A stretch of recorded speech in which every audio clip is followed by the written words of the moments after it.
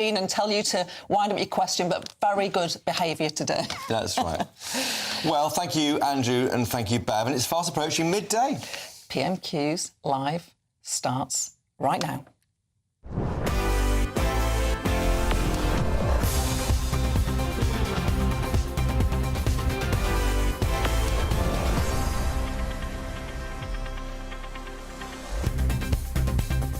(11:57). It is Wednesday, the 21st of February. This is PMQs Live on GB News with Gloria DiPiero and Christopher Hope. In just one moment, Rishi Sunak and Sir Keir Starmer go head-to-head at their weekly jousting at Prime Minister's questions. We'll have full coverage of every spit and cough of what happens in the chamber, and we'll be getting full reaction from Work and Pensions Minister Mims Davies and Shadow Financial Secretary to the Treasury James Murray. Let us start, shall we, with James Murray from Labour. You are Labour's financial spokesperson. You're in the Shadow Treasury team. By the way, if anybody at home wants to ask about Labour's spending plans, do send in those questions. But first of all, briefly, if you would, if you were Keir Starmer, if you were the leader of the opposition, what would you be asking Rishi Sunak today? I think I'd probably ask him about the recession, which was confirmed last week with the Office of National Statistics report that came out. I think I would say, you know, will you admit you've broken your promise to get the economy growing? Because obviously getting the economy growing was a centrepiece of Rishi Sunak's leadership, and it's now in tatters because the economy is smaller now than when he went into number 10 Downing Street. So I think I would shine a light on that. Yeah, good one. And Mims Davies, would you... I mean, the big issue for Labour is going to be this vote on the Gaza and a ceasefire tonight. Would you want to raise that if you were Mr Sunak? Yeah, I think you've seen Mr Flip-Flop himself all over the place on this, or citizens' assemblies or other things. So I'm sure the Prime Minister might want to come back on that point. But I think he'll also want to make the point that, yes, we're in a technical recession, it's difficult, but compared to other countries, we're in a good place. There's some really positive numbers with, for example, jobs at 3.8% unemployment, really positive vacancies. And actually, we've been cutting tax for people, going in the right direction. We've got a plan, we'll be sticking to it. And in James's comments already, I don't think Labour have got one, because it changes week to week. What's your plan then, James? You flip-flop around you on 28 billion? There is no Labour plan. We've set out our plan for investment on the basis of stability and reform and how that would get the economy growing. And if we had more time, I can tell you all... And how the wind blows. I'm desperate to give you all of the information about it, blows. because basically what it's about, we need to get investment up in the economy. That's going to be mostly private investment, but we need strategic public investment to get that increased. We need stability, which we haven't had much of in recent years, let's face it, and we need reform of things like the planning system, and all of that will get the economy growing. People are hurting right now. I think you would both acknowledge that. I mean, can you assure that people will be hurting less under a Labour government? Well, look, we're not going to make any promises we can't keep, and we know it will take time to get the economy growing, but the truth is... That's why they don't make any promises. The confirmation of there being a recession confirms what people know, which is the cost of living crisis. And off we go to the chamber right now. Mr Speaker, the whole House will join me in sending our deepest condolences to the family of Alexei Navalny. He died for a cause to which he dedicated his whole life, freedom, and to return home knowing that Putin had already tried to have him killed was one of the most courageous acts of our time. Together with our allies, we are considering all options to hold Russia and Putin to account, and this morning we sanctioned those running the prison where Alexei Navalny's body still lies. Mr Speaker, this morning I had meetings with ministerial colleagues and others. In addition to my duties in this House, I shall have further such meetings later today. I know that my right honourable friend will share my horror felt by this House, the oldest People's Assembly in the world, at the acid attack against a woman and 2 children on the streets of London. Does he share my anger that we would still not have been able to deport the perpetrator had he been found because of the so-called European Court of Human Rights? When will we stop bending the knee to this so-called European Court, a travesty of a court? Prime Minister. Mr Speaker, this was a horrific attack, and my thoughts are with the victim and their families. Obviously, I can't comment on a live investigation, but speaking more broadly, clearly, I don't think it's right for dangerous foreign criminals to be able to stay in our country. And that's why our Nationality and Borders Act made it clear that anyone who is convicted of a crime and gets a sentence of 12 months or more will not be granted asylum in the United Kingdom. That is the common sense position that I believe is supported by the majority of the British public, but one that the Labour Party voted against time and time again. Leader of the Opposition, Keir Starmer. Thank you, Mr. Speaker. Can I start by welcoming the new member for Wellingborough and the new member for Kingswood? I know they will both be powerful advocates for their constituents.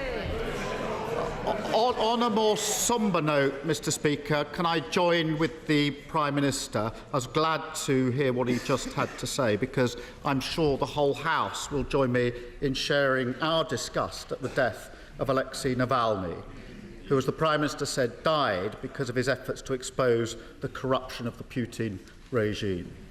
It is a reminder that Putin has stolen not just the wealth, but also the future and democracy of the Russian people. Yeah. Mr. Speaker, would the Prime Minister be prepared personally to repeat the allegation made by his business secretary that the former chair of the Post Office is lying when he says he was told to go slow on compensation for postmasters and limp to the next election?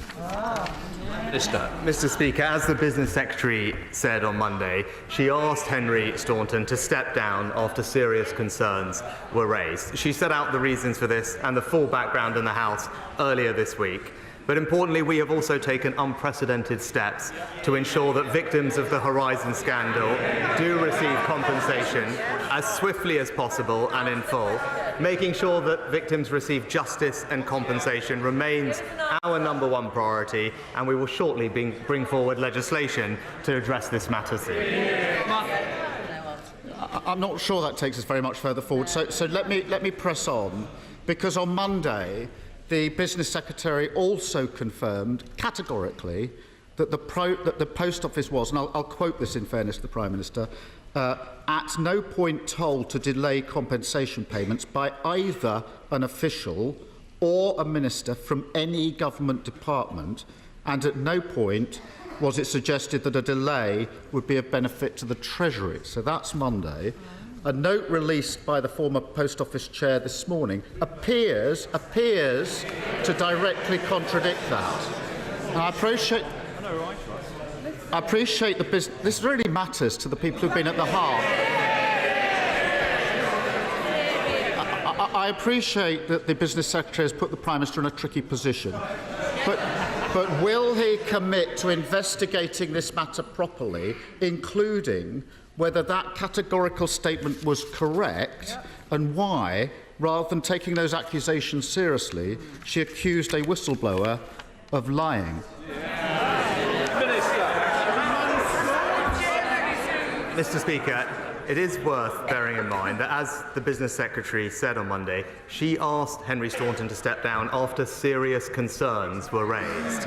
But this is, on a matter of substance, one of the greatest miscarriages of justice in our nation's history, because people who were working hard serving their communities had their lives and reputations destroyed, and that's why we are working hard to ensure that they get justice and compensation, and that's why we established Sir Win Williams' inquiry. It's why we've already paid out over £150 million of compensation to almost 3,000 victims, and it's why we will introduce new legislation shortly to exonerate those. We will make sure that we do what is needed, that the truth does come to light, we right the wrongs of the past, and crucially, that victims get the justice that they deserve. Mr. Speaker, I do hope the Prime Minister will instigate that investigation into what was said on Monday, because one of the features of this miscarriage is that where concerns have been raised, they've been pushed to one side. And this week we also learned that a 2016 investigation into whether Post Office branch accounts could be altered was suddenly stopped before it was completed. Now, had that investigation revealed that they could be altered, which we now know to be the case, the livelihoods of those wrongly prosecuted could have been saved. What did government ministers know about it at the time?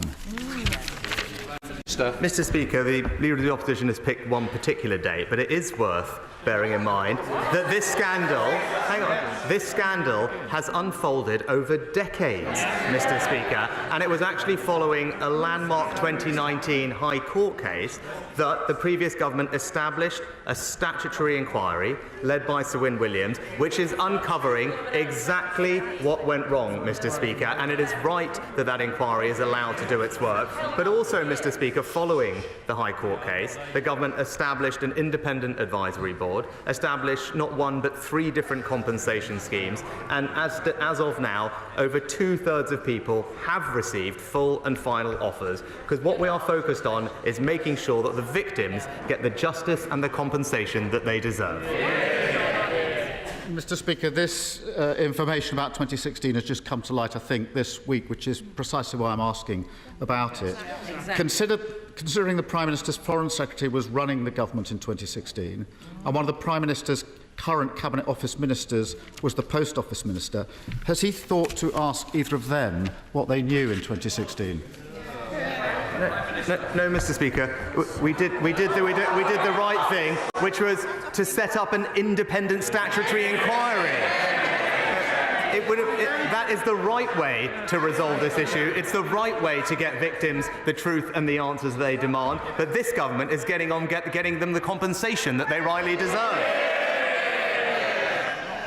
Mr. Speaker, as we all know, the Horizon scandal left people isolated, their livelihoods lost, their lives ruined. Some died without ever getting the justice that they deserved.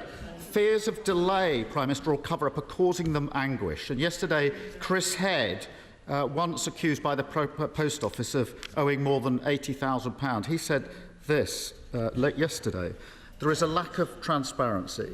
We need to see the correspondence between the Post Office, the Department and UKGI, because all of the time everything gets shrouded in secrecy. This is his words. Have some respect, please. He's a victim.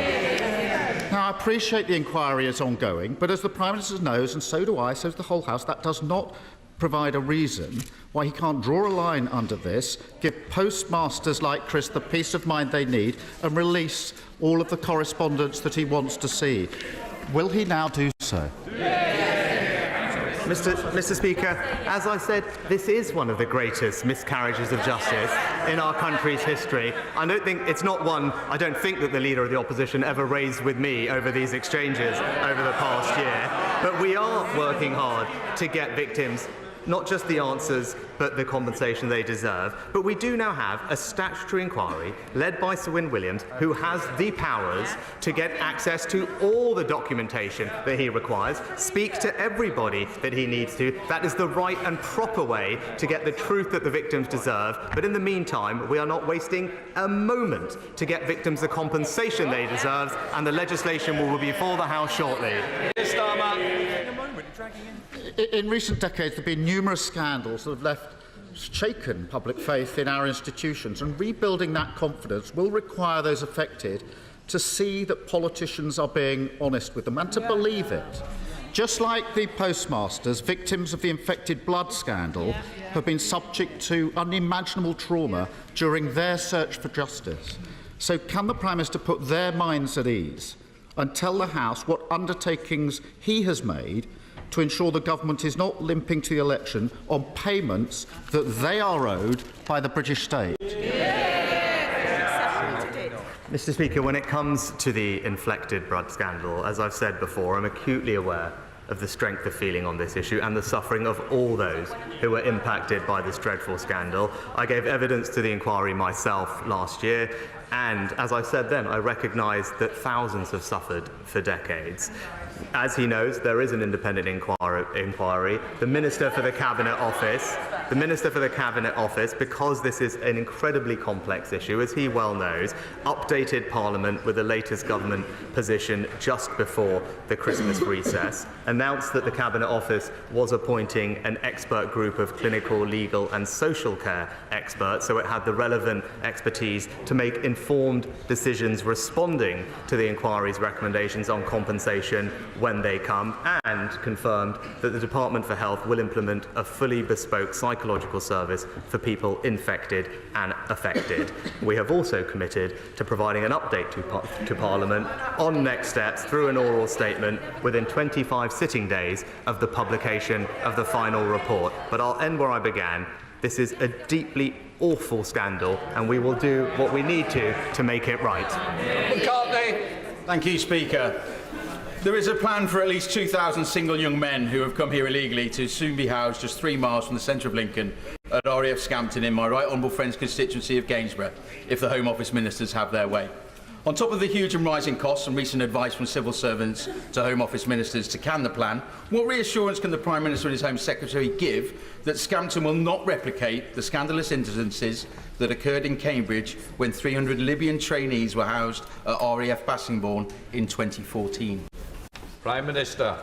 Mr. Speaker, my honourable friend is right to raise the concerns of his constituents, and I want to assure him that we want asylum accommodation to have as little impact as possible on the local community. I understand the Home Office has put in place a number of measures, including a specialist security provider working on site 24/7, CCTV, and they're working with the local police as well. But I know he agrees with me that the only way to fully stop this problem and ensure that local communities are not seeing the housing of illegal migrants, whether that's in large sites or in hotels, is to have a plan to stop the boats. That's what this party and this government does, and it's Labour who are blocking us every step of the way.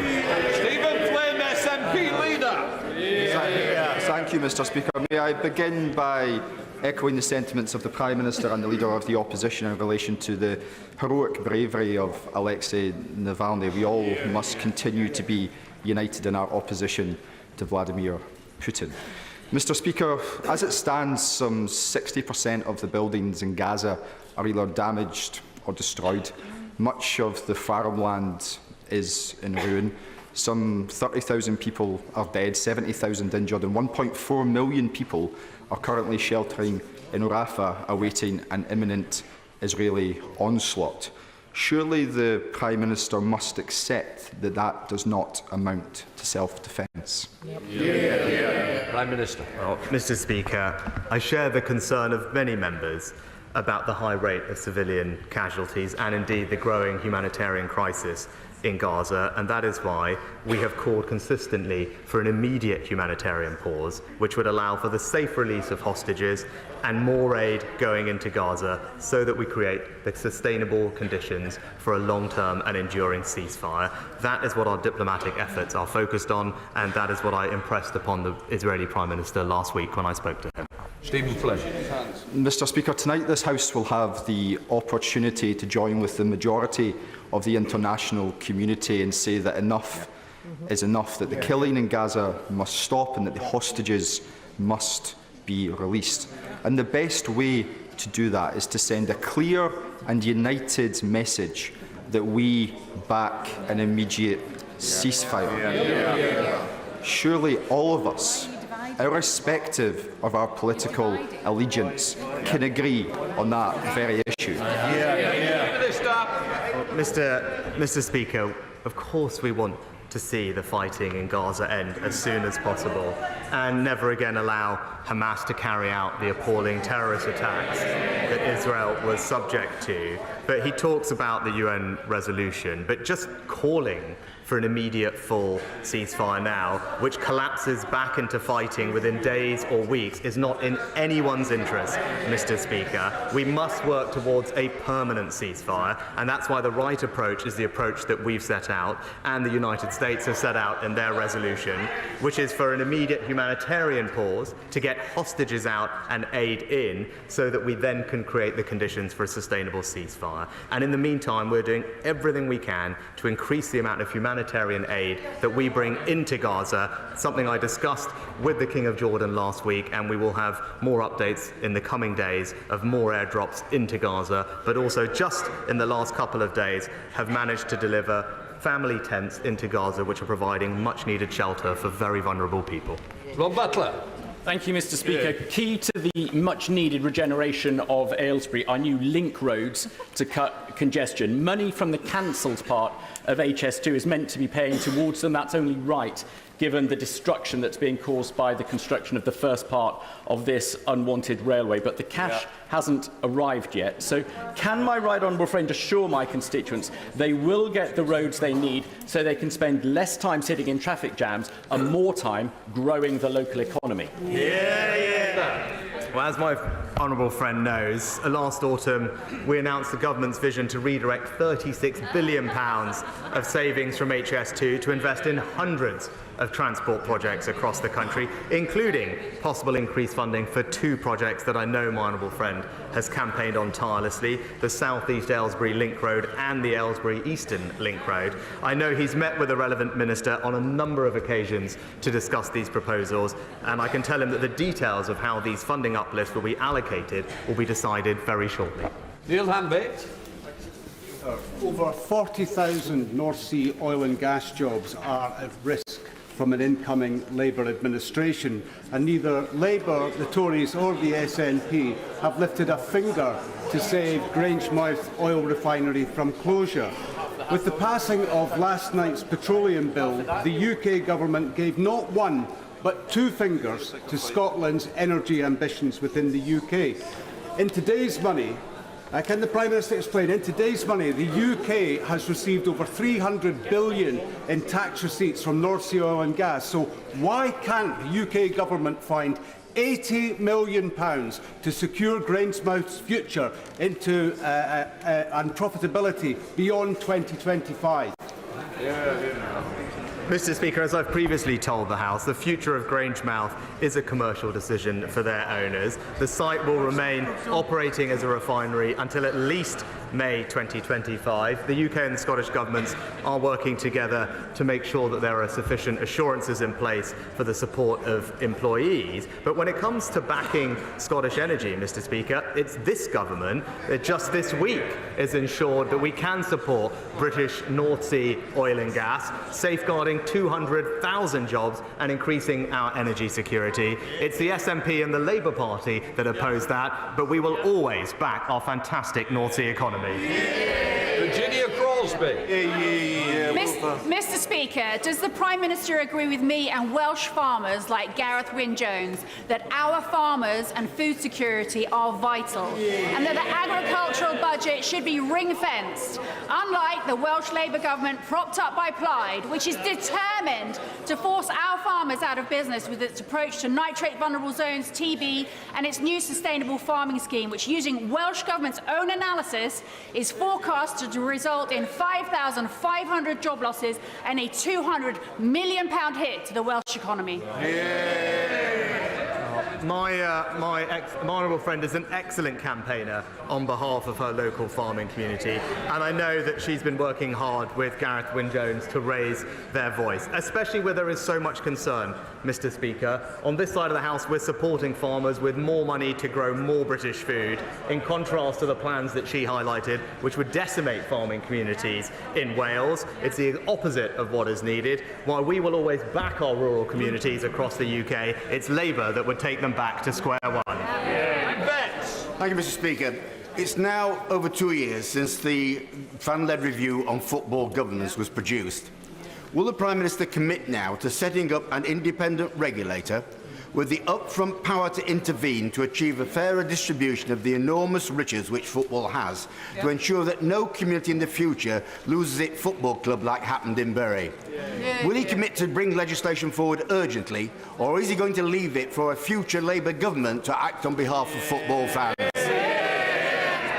Well, Mr. Speaker, the independent regulator will put fans back at the heart of football and help to deliver a sustainable future for all clubs. That delivers on our manifesto commitment, and the government is engaged in discussions with industry, and as was part of our King's speech, as the honourable gentleman knows. But I'm glad he brought up Bury Football Club, because it was the honourable member on this side of the House for Bury who ensured £1 million of funding to safeguard that football club, and that's what we're doing to communities up and down the country, Mr. Speaker. GP surgeries promised in planning applications take far too long to be built. So can we clear away the obstacles and make it easier for our amazing family doctors to use additional consulting rooms that they're happy with elsewhere in the community, so that GPs and the many extra prescribing nurses they're now employing can see more patients now while they wait for bespoke premises to be built? Prime Minister. Mr. Speaker, I thank my honourable friend for his question, something that he speaks from a point of authority. Now, he knows that we do have high standards to ensure that GPs must provide services from premises that meet all the criteria required, but I do understand that it is possible for those services to be provided at alternative locations that meet the contract requirements. I'll happily ensure that the Health Secretary looks into his suggestions for more flexibility, but I know he will also welcome our recent plans to expand the range of services available at pharmacies, saving many people time and hassle to get treatment for 7 common ailments at their local pharmacists, easing the pressure on our GPs and speeding up the care that people deserve. Pete Wishart. I was in the House on 18th March 2003 when this House voted to go to war on Iraq on the demands of the then Labour government. What followed was death, misery and destruction on an almost unimaginable scale. Voting against the Iraq war was the vote that I'm most proud of in my time in this House. Today, after 29,000 deaths in Gaza, we face a vote of similar significance. Does the Prime Minister believe that MPs today should look back with that same pride, knowing that they have done everything possible to stop the death, destruction and misery tonight? Prime Minister. Mr. Speaker, nobody wants to see the fighting in Gaza go on for a moment longer than is necessary. Nobody wants to see innocent civilians suffer, and that's why we're doing absolutely everything we can to bring about an immediate humanitarian pause, allowing for the safe release of hostages, which the honourable gentleman failed to mention, I believe, but also getting more aid into Gaza to create the conditions for a genuinely sustainable ceasefire. That is the position that is shared by our allies. That is what our diplomatic efforts are focused on, and that's what our motion tonight will reflect. Andrew Rosenberg.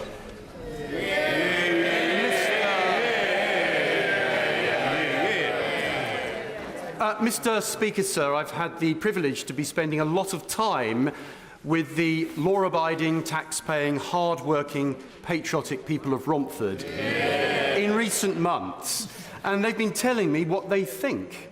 So, I'd like to ask the Prime Minister if he agrees with the people of Romford that we need a radical plan to control immigration and stop illegal immigration, that we need to regain sovereignty over our human rights laws in this country, that we need to tell the Mayor of London we need more police to stop crime in the London Borough of Havering, we need a fair funding settlement for Havering. So will he come with me to Romford Market, follow the footsteps of Margaret Thatcher, meet the people of Romford, because the one thing I can tell him they don't want is to be taken back into the European Union by a socialist government. Can I welcome my honourable friend? Can I welcome my honourable friend back to his place? Can I say I agree with everything he said, and I look forward to visiting him and his Romford constituents at the earliest opportunity.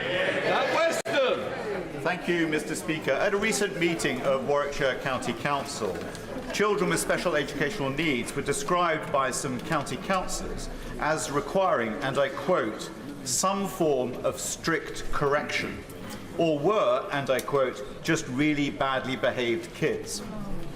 Other inappropriate language was used. Parents of SEND children across the country have been outraged by this. 30,000 of them have signed a petition calling for those councillors' resignation. Will he condemn the Conservative councillors' language and urge them to do the right thing and resign? Mr. Speaker, I haven't seen the details of those comments on this issue, but more generally, the government does have a strong track record of supporting those with disabilities. It's important that children with special educational needs do receive the right support in the right place at the right time. We've seen increased funding for SEN by 60% over this Parliament to over £10 billion, and most recently the Education and Health departments are piloting a new project to improve access to specialty support in mainstream primary schools, because we want to make sure that these children get all the support and opportunities that they deserve. Bailey. Mr. Speaker, now we've legislated to give the public ID verification options on social media. Tech companies know the safety value and popularity of this because they offer it now, but for a big fee every month, and it's not good enough. Bereaved parents are campaigning for more measures to protect kids online. Fraudsters are routinely exploiting fake social media accounts to scam, and fears of global political interference in elections from faceless, traceless bots are creating the perfect cyber storm. Will my right honourable friend use his influence to get tech companies to get on with offering robust, visible and free verification measures as soon as possible to keep people safe? Well, can I start by commending my honourable friend for her work on this issue? And she's absolutely right that user verification can be a powerful tool to keep people safe online. The Online Safety Act, as she knows, requires companies to offer all adults optional user identity verification. Companies will also need to take firm action to improve safety for children in particular, and Ofcom will be able to monitor tech companies and have strong powers to ensure they comply. But I can tell her that the Home Secretary is meeting with the industry on Monday next week and will be sure to raise the points that she has mentioned today. Very Glendon. Thank you, Mr. Speaker. A KPMG study finds a strong economic case to remove power cables over the time, and despite my questions to previous Prime Ministers, we are no further forward. Can this Prime Minister finally secure a commitment from National Grid to implement its clear legal obligation and fund this vital work? This fog on the Tyne is impeding local businesses and risks possible net GVA benefits of up to £1.2 billion. Our Great River needs action now. Mr. Speaker, I'm very happy to look into the issue that the Honourable Lady raised, but what would be damaging to the North East and the Tyne are her party's plans to stick with their completely ridiculous 2030 decarbonisation target with absolutely no plan to pay for it, which just means higher taxes for everyone in her constituency and the country. John Hayes. Thank you, Mr. Speaker. Britain's food security, compromised by cheap foreign imports, now faces a parallel threat. All kinds of industrialisation in the countryside, from large solar plants to interconnectors and substations, and now to huge pylons covering 87 miles of countryside. These will blot the landscape and use up valuable growing land, filling the Fenland big skies. Knowing that his bow burns with gold, like my own, will he ensure that he joins my fight for our green and pleasant land and make sure that food security and energy security are not competitors?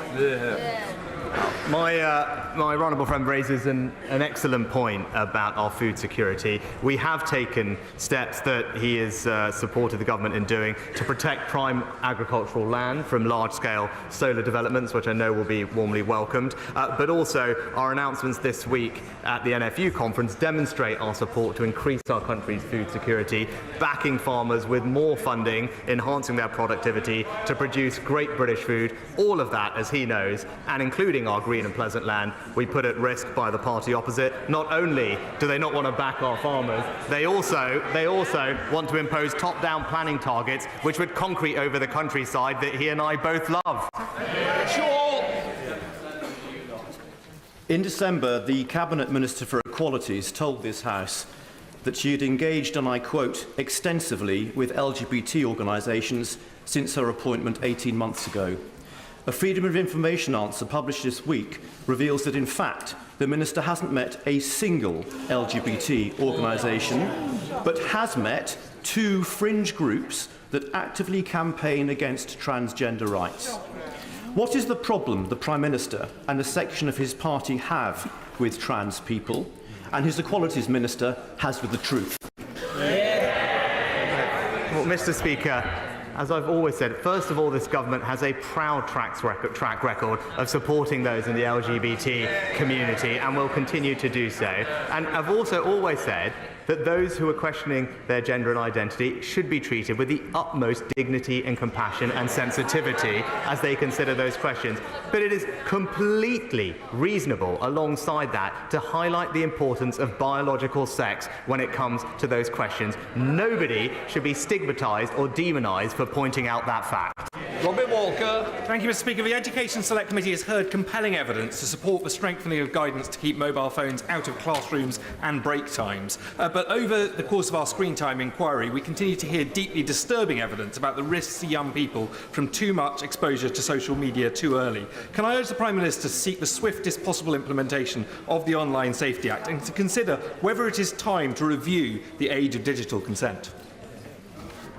Mr. Speaker, can I thank my honourable friend for his work in this issue? And he knows that we do have a plan when it comes to education and protecting children online. The Secretary of State is making sure that we can implement the Online Safety Act as quickly as possible with Ofcom, but we have also published new guidance banning mobile phones in schools to minimise disruption and improve behaviour and educational attainment in the classroom. But we are crucially going beyond that, because what our children see online is of the utmost importance to us, and we want to make sure that we protect their safety and also their mental health.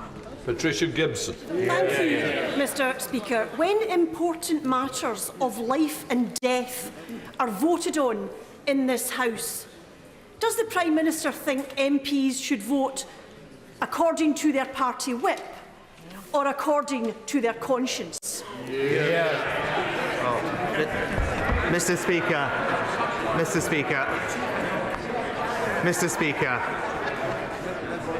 this afternoon the House will have an opportunity to consider its approach to the situation in Israel and Gaza. Our position is crystal clear.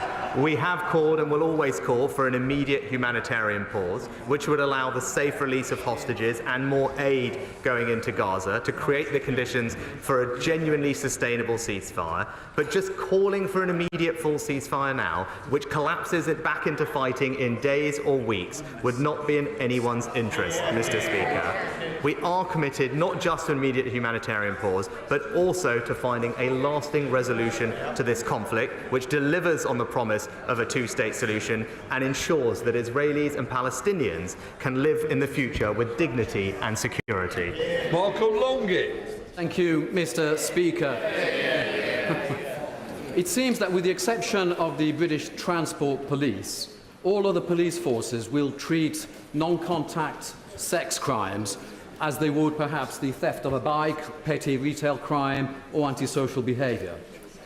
Will the Prime Minister facilitate a meeting between myself, colleagues and the Home Secretary in order to give priority to these acts of crime to ensure that women and young girls get the protection they deserve?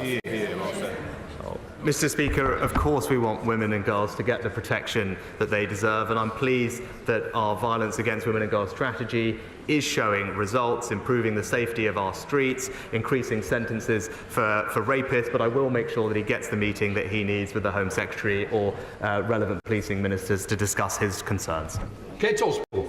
Thank you, Mr. Speaker. I heard the Prime Minister's responses to the Leader of the Opposition, and just like the Secretary of State's claims that delays on compensation are wild, baseless allegations, his answers are unbelievable. And the response from the benches opposite to the quote from my constituent Chris Head was completely disrespectful. The reality is, we wouldn't have any action without the ITV serialisation of the sub-postmaster scandal. You can shout all you like, but we all know that that's the case. Mr. Speaker, the Prime Minister's promised a new law to swiftly exonerate and compensate victims, and today he said shortly. So will he commit today to ensuring that this is brought forward before the next general election? Yes, the legislation will be brought forward before the House very, very soon, Mr. Speaker. Dr. Ben Spencer.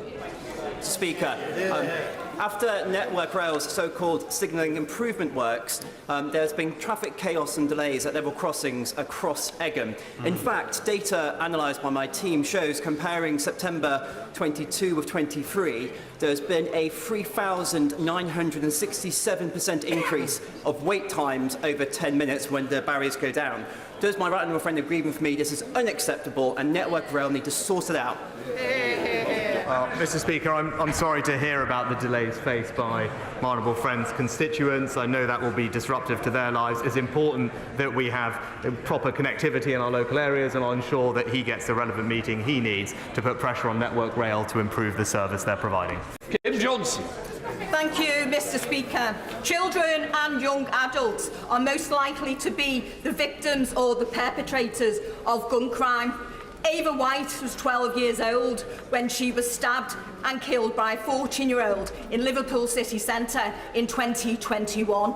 Danny Jameson was 16 when he died as a result of knife crime. Their mothers, Leanne and Mandy, are campaigning for tougher sentences on knife crime. So will the Prime Minister support the Danny and Ava campaign to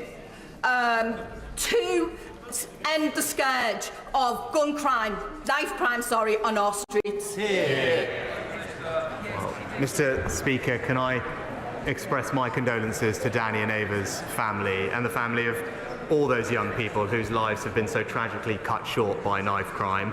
We do have plans in place to cut knife crime, and they are working. We've confiscated over 120,000 weapons. We've cut violent crime in half since 2010, and more dangerous criminals are going to jail for longer. But we are bringing forward legislation which would increase sentences for knife crime-related things and ban zombie knives, and I very much hope that she and her party will support those proposals when they're put before the House. Alexander Stafford. Much indeed, Mr. Speaker. After years of campaigning, it's great news that there'll be a direct bus link between two of my biggest towns in Rother Valley, between Diddington and Maltby. And this is great news. However, there's still lack of transport, bus transport to our local hospitals. Does the Prime Minister agree with me that the South Yorkshire Mayor should use some of the resources to back my plan for transport for Rother Valley and make sure every single village and town has a direct bus link to our local hospitals? Well, Mr. Speaker, we absolutely know how vital bus services are for communities right across the country. Indeed, it's our most popular form of public transportation, which is why we have used some of the savings from HS2 to invest in bus services. We've capped bus services at £2 right across the country and provided his local authority with millions of pounds of more funding specifically to support local bus services. So I join him in calling on the Mayor to ensure direct bus routes to hospitals in my honourable friend's constituency and to make sure that people can see their loved ones at a distressing time. Thank you, Mr. Speaker. On the weekend, the people of South Wales marched in support of their steel industry, following the government's grubby deal with Tata that is now placing thousands of jobs at risk in Port Talbot and beyond. The Prime Minister is failing to protect our steel industry because he failed to place a red line on protecting jobs at the plant.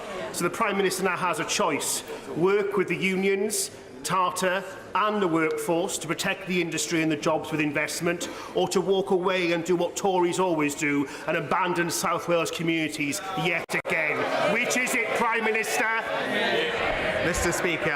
Speaker, this government has worked hard to secure a long-term sustainable future for Welsh steelmaking and to grow the legacy of this important industry. That's why in the pandemic we stepped in to support CELSA, which he knows, safeguarding over 1,000 jobs and ensuring that that plant was sustainable. It's why we agreed one of the largest ever cash grants of £500 million to Tata Steel to safeguard at least 5,000 jobs, Mr. Speaker, which would otherwise have been lost. And perhaps he might want to ask why the Welsh Labour government did not put a penny in to support that deal.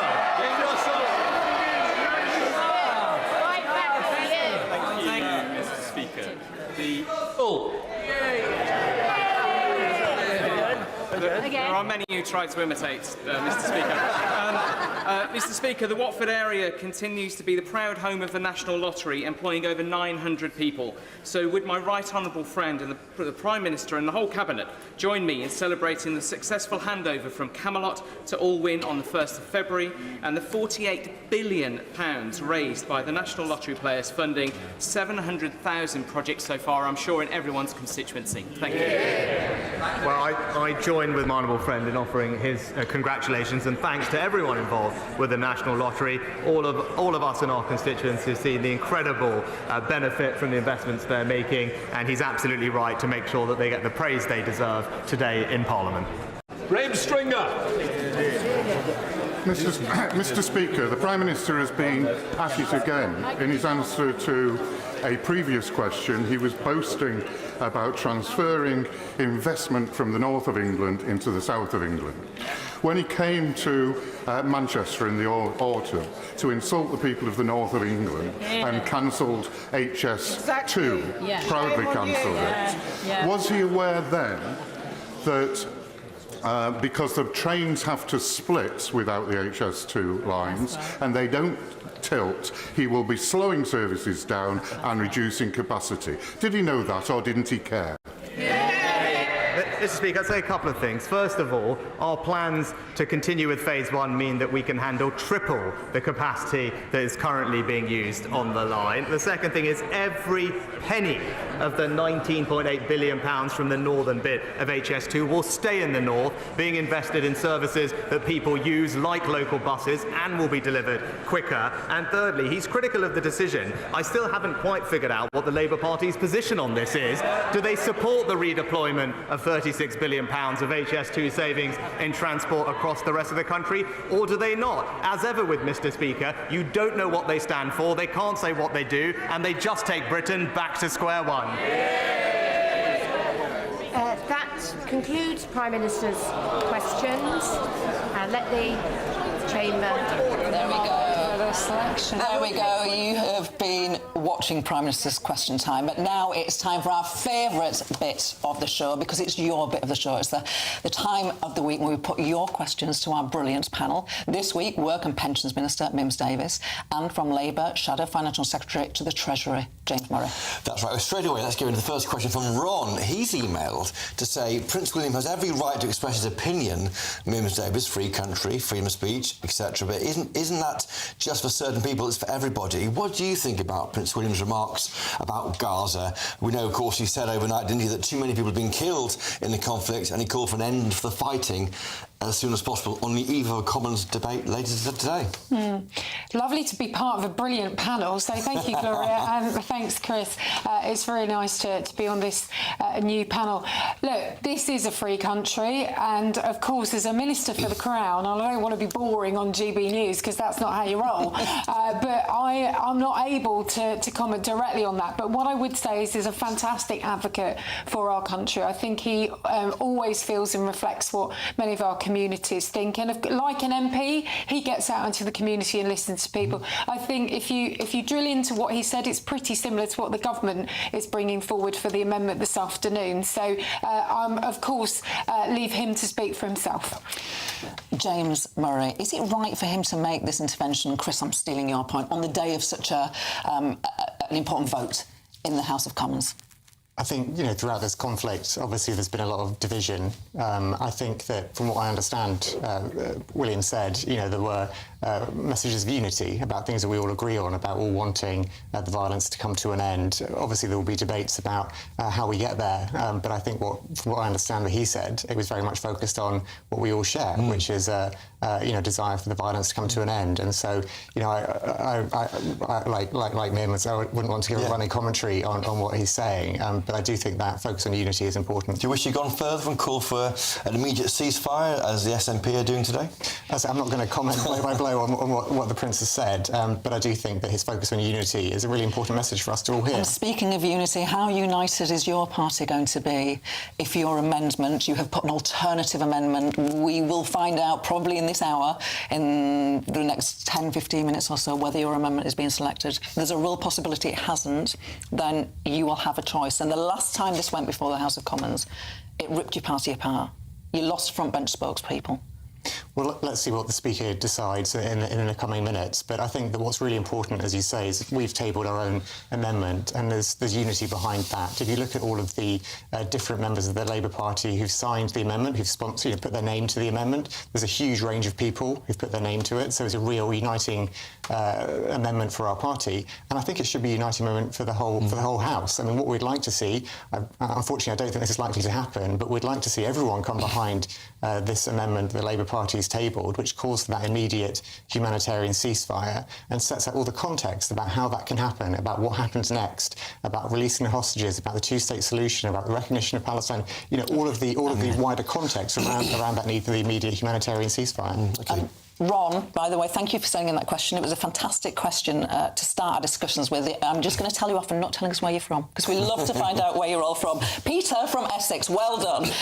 Mims Davis, Peter from Essex says, will the Prime Minister reduce taxes in the March budget? We keep reading that he might, just to increase them again if he won the next election. Well, we're Conservatives who are there to cut taxes. That's our core belief. We did it in January when it comes to national insurance contributions, about £450. The average person will be better off as a result of that. Look, we're up against a difficult backdrop, but that's our instinctiveness. Isn't it the highest tax burden in, what, 70 years or something? Yeah, but it's the highest amount of support, Gloria, and you'll know, for example, just in my own department, DWP, we are going to be supporting people with their housing costs around, on average, £800 more, where people came to us, James's party and all people in my constituency, and said, look, you know, my housing costs are really challenging. For those most vulnerable, the local housing allowance has been increased by £1.3 billion. Okay. That's one bit of support. And if we weren't giving that support and people have kept their homes, jobs and livelihoods during the pandemic, people will be saying, what's the government doing? We all know it has to be paid back because we've all seen the previous note in the Treasury when the money's gone, and we've got to strike some fairness here. Okay. Yeah, well, point well that they heard Mims Davis, James. Donald, again, Donald, please say where you're from. Donald has a question for James. Would you commit to tax cuts if Labour form the next government? Rachel Reeves says she'd like to, but can't commit to Labour to do that immediately.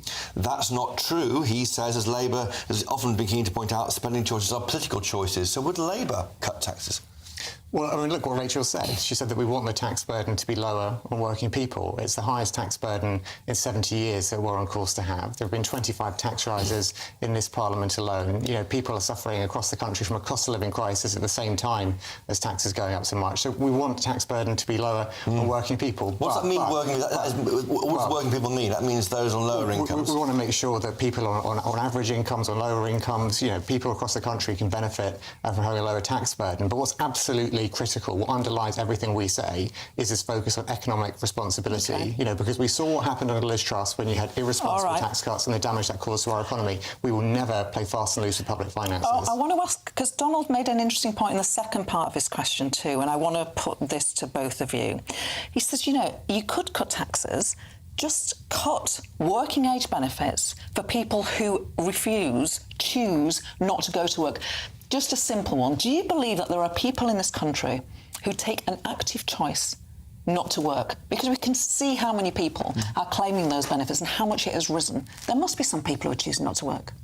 Well, I'm sure if you look at everyone who's claiming benefits, there'll be a small number who are not being honest about it. But I think the majority of people who are claiming benefits now are quite often in work. You know, it's because work doesn't pay anymore, because the cost of living has gone up so much. So he said choose not to work. Do you think there's anybody who chooses not to work, as Donald suggests? In any public service, there will be a small minority who don't play by the rules. But I think the vast majority of people are suffering a cost of living crisis, and that's why, you know, benefits actually help a lot of people in work now. Mims? So there's always a choice to make, and absolutely us as Conservatives are focused on making work pay. And as I've said, do you think people choose not to work? Do you think anybody in this country who is claiming out of work benefits, do you think that's a choice for some people? Well, I don't think generally that's how we should characterise people that need support, and I agree with James on that point. But if you drill into what Labour have said when it comes to welfare, they're not committed to reforming welfare. They don't don't believe in conditionality, and people who, and this is about fairness for the people that we need to support who are most vulnerable, going through difficult times, and you want that safety net there. That's exactly what we're there to provide. But ultimately, it's got to be paid for by the taxpayer, and that is what you need to hear from Labour. They don't believe in conditionality. They don't believe in a fair exchange. Just make a really important point here about people being out of work, because at the moment we have record numbers of people who are long-term sick. So people who can't work because they're long-term sick. Do you think they're all long-term sick? And it's just gone up so fast, just so dramatically during those COVID years? Well, I think that cycles back round to problems with the NHS. You know, when we've got record waiting lists for the NHS, so people can't get the healthcare they need, which is obviously important for themselves, but it's also important so they can get back into the workplace and contribute to the economy. So we've got a back-to-work plan. It's £2.5 billion. It's attacking exactly that. Not sure what Labour's plan is. Can I quickly ask you about the WASPy women? The big issue for our viewers. Leslie's got in touch. And these are women who are affected by the increase in the state retirement age. They were born between 1950 and 1960. She says the post office scandal is very bad, but women were robbed of their state pension and are dying before they can get compensation. Why are you going slow on compensation for the WASPy women? So I've had constituency issues on that, and one thing that we have done, we've got 2 million more women in work since 2010. We've got automatic enrolment.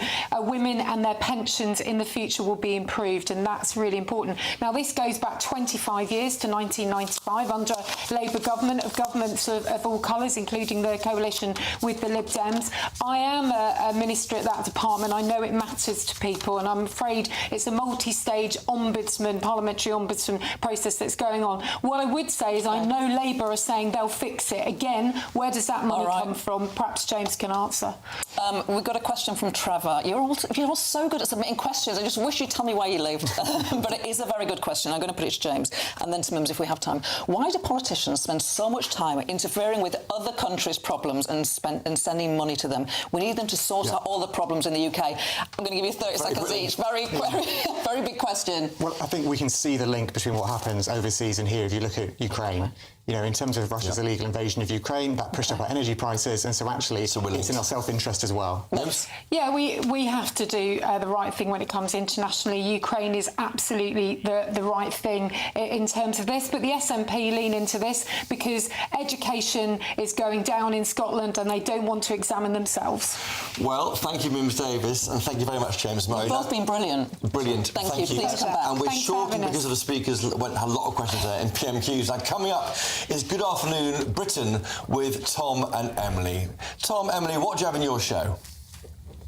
Big show today. It's about 1 hour until we learn whether or not the House of Commons selects the Labour amendment on the Gaza ceasefire. If not, do they back the SNP or the government? A potential huge Labour rebellion awaits. Yes, and we'll also be reflecting on Prince William's intervention into Israel-Palestine question on the eve of this big vote. Should he have done so? And also, we're going to be speaking to the man, Nigel Farage, live from Washington. He's been speaking to some big hitters in the Republican Party. What will he have to say? And indeed, what will he ask President Trump? That and our nuclear deterrent plops into the sea instead of firing halfway around the world. Is our military up to scratch? Big questions to answer this afternoon. They really are big questions. We're looking forward to watching your show. Just to say, some of the things that you're discussing, some of the viewers that have been emailing us and our listeners have been on those very topics. So we're right there with you.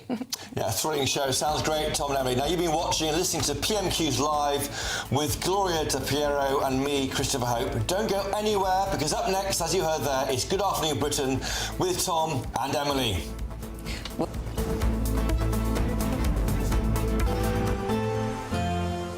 A brighter outlook with Box Solar, sponsors of weather on GB News.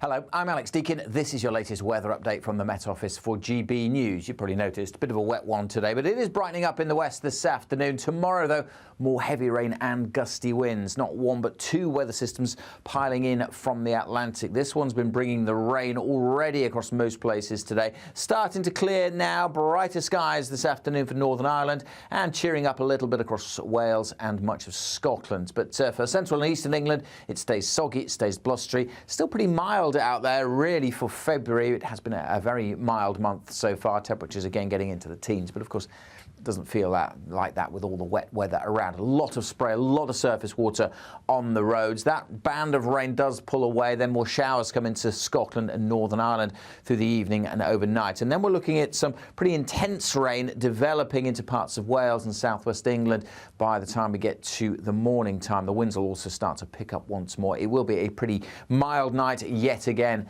Some places may stay in double figures. But tomorrow starts very wet for parts of England and Wales. Band of rain swinging through, intense bursts of rain, and then further bouts of rain coming up from the southwest. Gusty winds as well, particularly across the southeast. Could get very lively for a short space of time. Further disruption possible from both the wind and the rain. So do keep up to date with Met Office weather warnings. Best way to do that is on the Met Office website. It will also be turning colder. Looks like things are heating up. Boxed boilers, sponsors of weather on GB News. Tired of the usual focus-tested, pre-prepared Westminster runaround? Well, so am I. So you want higher taxes? Is your department to blame for this? Are you rethinking this policy? Every Sunday at 9:30, I'll be sitting down with those in power to get the truth about the issues affecting you. Let's be honest, we've known about the cost pressures of this project for years, not months. That's the Camilla Tominey Show, a politics show with personality. On GB News, the People's Channel, Britain's news channel.